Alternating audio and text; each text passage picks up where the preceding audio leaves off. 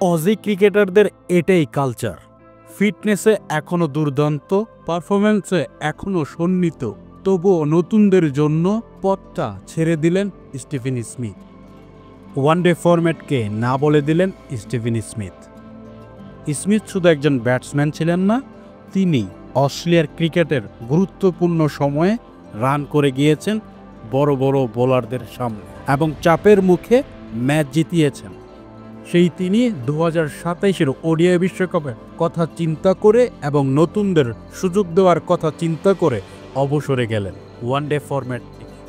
তিনি তার ওয়ানডে ক্যারিয়ারে 170 ম্যাচ খেলেছেন, 43 গড়ে রান করেছেন, 5800 রান।